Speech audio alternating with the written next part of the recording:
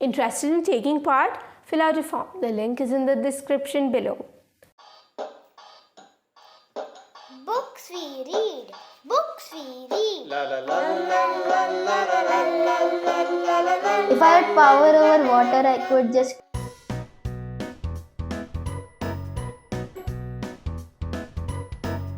If I had powers over water. Welcome to Between the Pages. Today we're joined by Ray. He's an avid enthusiast for both skating and reading. Today he's going to be sharing his insights on one of his favorite Rick Riordan books. Stay tuned for an engaging conversation about the captivating world within those pages.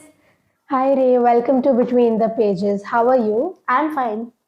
Can you introduce yourself? My name is Khambatta and my hobbies are reading. I also love to skate a lot. That's interesting. So, what book are you here with today? I'm here with Percy Jackson and the Lightning Thief, written by Rick Riordan. Nice. So, what is it about? It's about Percy, who's a dyslexic kid with ADHD who goes to a special school called Yancey. So, over there, he, without realizingly, uses his powers without realizing over water. And then he just pushes a kid into the water, but then he didn't actually, he just used his powers. And then after that, Mr. Brunner, his teacher, finds out something suspicious with him and talks to Grover, Percy's friend. Then after that, Percy's mom and Percy go to a vacation home in Montauk. Over there, Grover comes panting, and then for some reason they are all. Percy's mom tells them to just jump into the Camaro, which they have, and go off to a place called Camp Half-Blood, which is a place suggested by Percy's dad, who vanished shortly after Percy was born.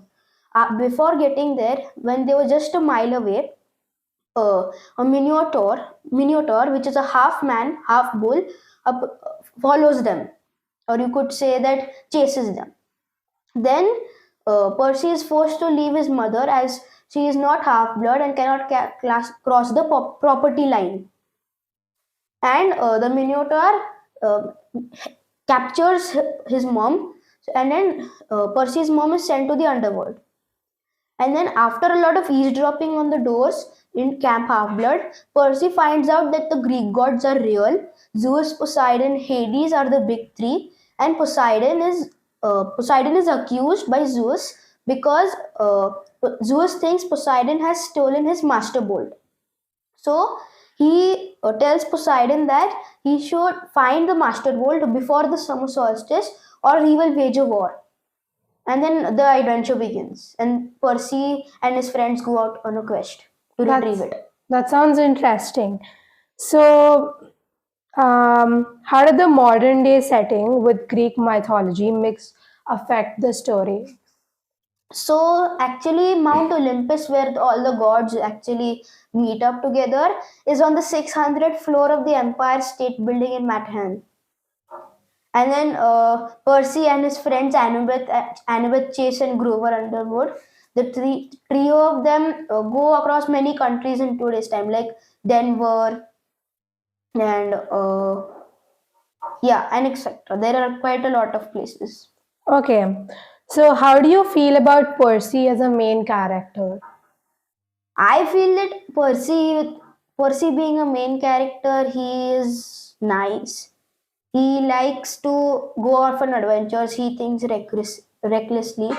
He goes and does things first and thinks later about his actions. So, is he relatable? No. All right. What lessons do you think Percy learns throughout his journey? I don't think there are much lessons Percy learns throughout his journey, because it's mainly he just travels and tries to retrieve the lightning bolt. All right.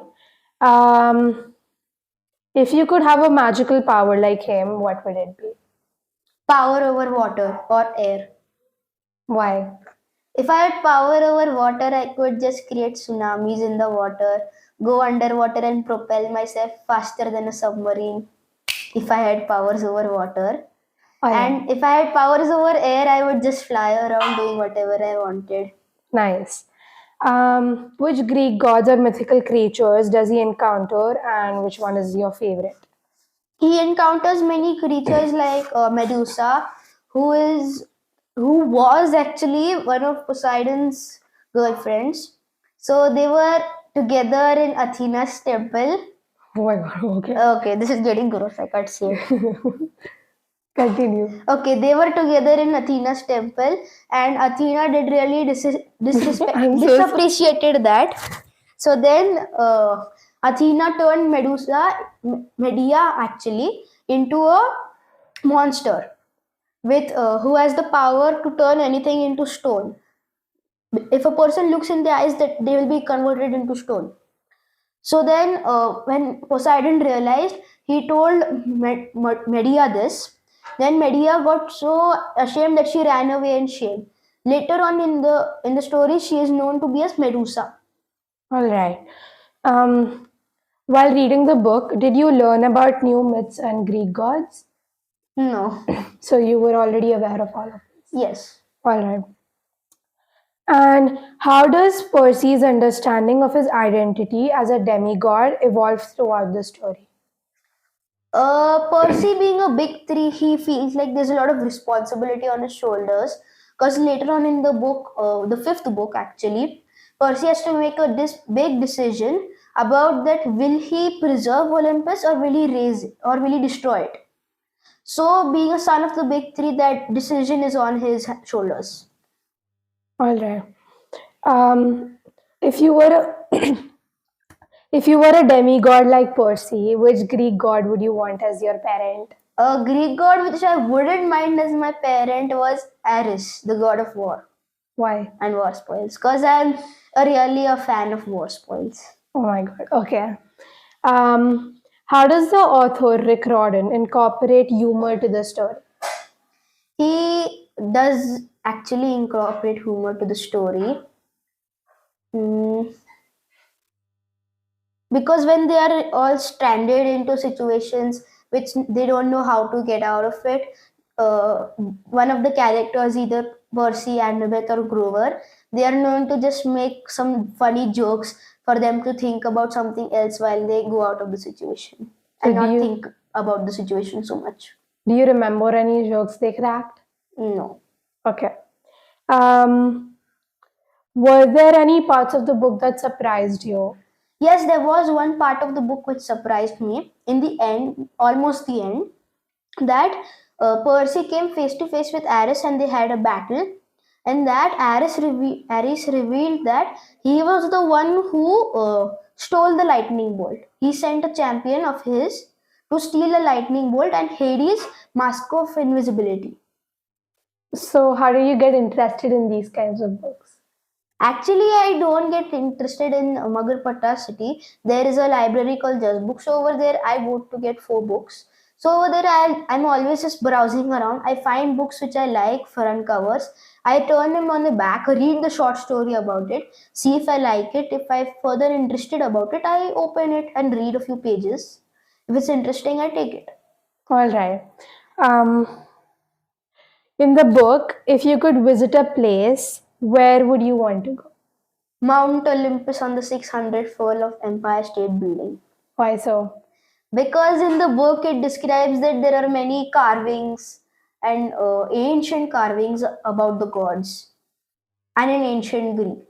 So I would really like to go and see that, and I'd also like to see the gods' thrones and the gods themselves.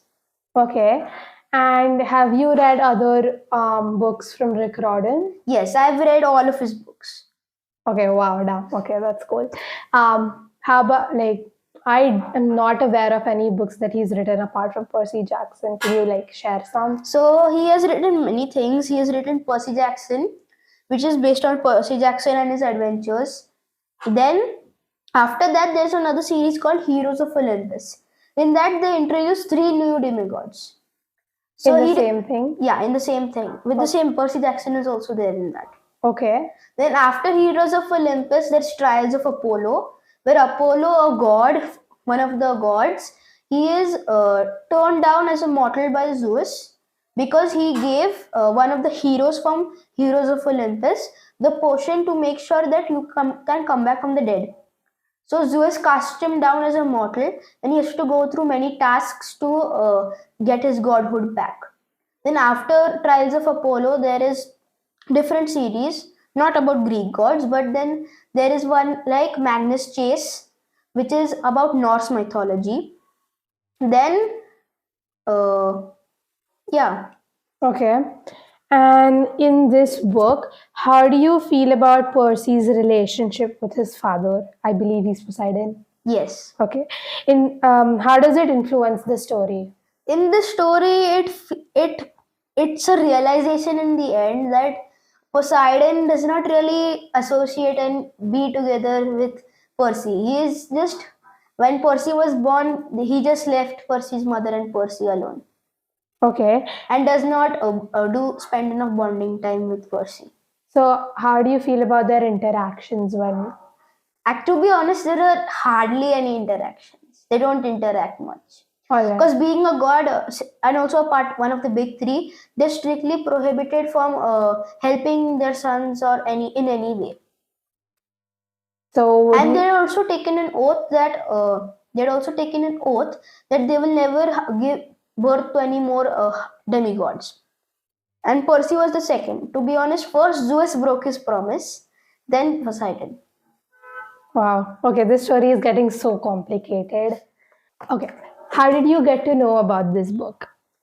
Like I said before, the Just Books library in Khambatta, I'm always just browsing through looking for new books which I like. So I picked it up, read the back cover, flipped through a few pages, read it. Then I decided I liked it. So then I just took book number one. And I only read books which are in the series. Why? I don't like standalone Oh my books. god, I'm meeting so many people who only read series. Okay. What other series have you read? I've read actually many books. I've read Harry Potter, then The Inheritance Cycle, Geronimo Stilton, and Famous Five, and Horrid Henry, Nice.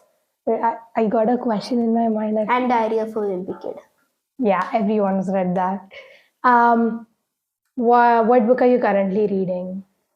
Actually, right now I'm reading Rick Riordan's latest book, Daughter of the Deep. What is it about? So it's about this school, Harding Pencroft, and the rival school, Land Institute. So in that, Anna finds out that Land Institute attacked Harding Pencroft and destroyed it with a torpedo and killed the only surviving brother, Dave. Then later on, they go to Lincoln Base, which is where it was rumored that Captain Nemo, the captain of the ship Nautilus, had submerged his ship and left it there to die. Okay, that sounds interesting. And then Land Institute come in their own submarine called the Aronnax. Okay, this is so complicated. Oh my god. It's not to do with Greek mythology or any mythology to do. Okay. Wait. Okay, we'll just continue. You know what? Why is this so complicated? And people like this book so much. Okay. So we have a ritual in our podcast where every guest writes a question for the next guest. So, well, I have a question for you from Twarita. She's asking, what is one book you can read multiple times without getting bored? One book I can read multiple times without getting bored is actually I can read any book multiple times without getting bored. But there must I've be read one. this book like 17 times so far. So I don't get bored of reading it. I mean, if I were to just finish reading it now, I can just go back to the start and read it again. But don't you get bored by reading the same plot over and again? No. Wow. Okay. So it's your turn to write a question. Okay. How did you come up with the question so quick? To be honest, I was thinking about it as we came here. Thank you so much for joining us today. I had a great time and I hope you had a great time as well. Thank you. Time to close the book, but don't worry, the stories really never end. Until our next adventure together, remember to keep your imaginations fueled, your laughter contagious, and your bookmarks handy. Until next time, it's me, Anna Lilani, closing the BTP book for this week. Bye-bye.